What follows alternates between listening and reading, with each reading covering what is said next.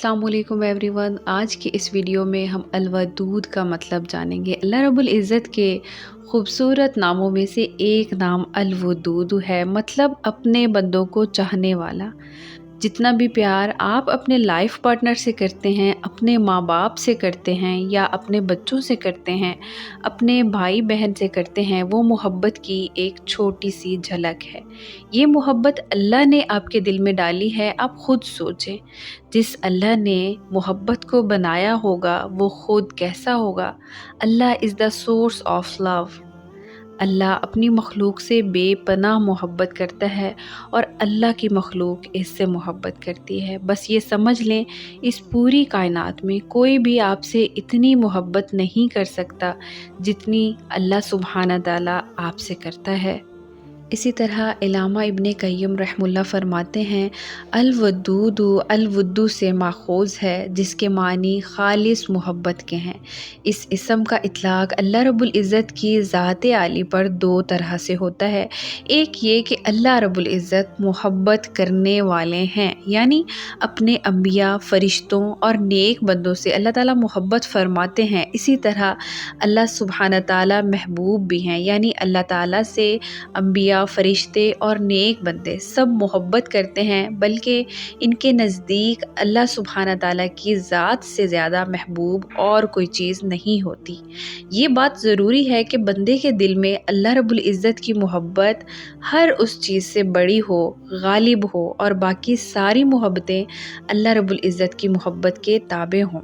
वही ज़ात है जो अपने बंदों से मोहब्बत करती है और इसके बंदे भी इससे मोहब्बत करते हैं, और बुजुर्गी एहसान करने वाले के लिए है। वही ज़ात है जिसने अपने बंदों के दिलों में मोहब्बत को पैदा किया और फिर उसी मोहब्बत का उनको बदला अता किया। हकीकत में यही चीज़ अल्लाह पाक की तरफ से बंदों पर एहसान है, जो अल्लाह पाक बग़ैर किसी इव्ज़ के, बग़ैर किसी बदले के अता फ़रमाते हैं और बंदों की तरफ से शुक्र की उम्मीद और तवक्का किए बगैर अता फ़रमाते हैं। बल्कि अल्लाह पाक तो बंदों के शुक्र अदा करने के मोहताज ना होने के बावजूद शुक्र अदा करने वालों को और उनके शुक्र अदा करने को पसंद फरमाते हैं। इस इसम के तहत 3 तारीफ़ें ज़िक्र की जाती हैं। फ़र्स्ट ये कि अल्लाह सुब्हाना ताला अपने दोस्तों और अपने नेक बंदों के लिए वदूद हैं, यानी वो अपने बंदों से मोहब्बत करने वाले हैं। सेकंड, अलवदूद वो ज़ात है जो फर्मा बरदार लोगों को पसंद करती है, यानी वो इनके आमाल से राज़ी है और इन अमाल के बदले में इनसे एहसान का मामला करती है और इस पर इनकी तारीफ़ भी करती है। थर्ड ये कि अलवदूद वो ज़ात है जिसके इनामात की कसरत की वजह से उससे मोहब्बत करनी चाहिए, यानी इन बेशुमार नेमतों की वजह से उसकी ज़ात इस काबिल है कि उससे मोहब्बत की जाए, उसकी इबादत की जाए और इसकी तारीफ़ की जाए। इब्ने अब्बास रज़ी अल्लाह अन्हु ने फरमाया, अलवदूद के मानी अल हबीब के हैं। इसी तरह ये इसमें मुबारक कुरान करीम में 2 जगह आया है, इन्ना रब्बी रहीम वदूद, यकीन मानो कि मेरा रब बड़ी मेहरबानी वाला और बहुत मोहब्बत करने वाला है।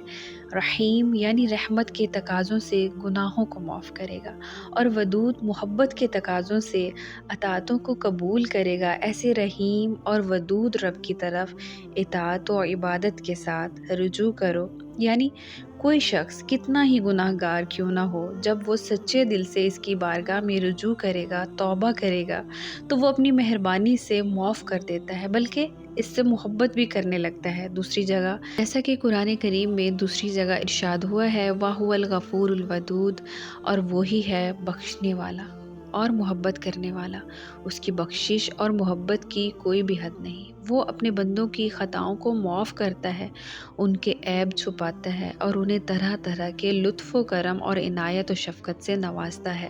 हर मुसलमान पर ज़रूरी है कि वो इस बात का यकीन रखे कि अल्लाह सुब्हाना ताला बग़ैर किसी हाजत के, बग़ैर किसी ज़रूरत के अपनी मखलूक से मोहब्बत करने वाले हैं, उनकी तारीफ़ करने वाले और उनके साथ एहसान का मामला करने वाले हैं। जिसका ताल्लुक़ अल्लाह सुब्हाना ताला से हो गया, उसने ज़िंदगी का मकसद पा लिया और ज़िंदगी का मज़ा उसे मिल गया, उसका दिल मुनव्वर हो गया।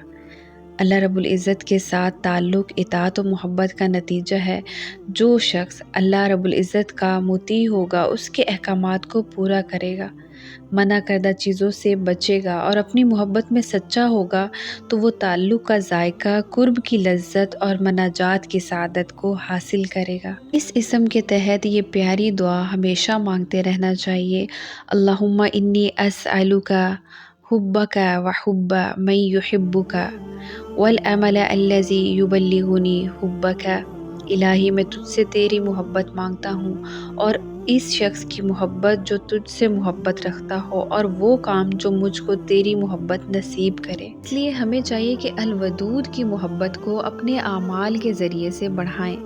جب بندہ اپنے رب کا محبوب بننے اور اس ذات کو اپنا محبوب بنانے والی زندگی گزارے گا اور اللہ تعالیٰ کا محبوب بنانے والی دعا کا اہتمام کرے گا تو دنیاوی زندگی کا لطف اٹھا سکے گا، پھر دنیاوی چیزیں اس کی راہ میں رکاوٹ نہیں بنے گی اور وہ بندہ الودود یعنی اپنے رب کا قریبی بندہ بن جائے گا۔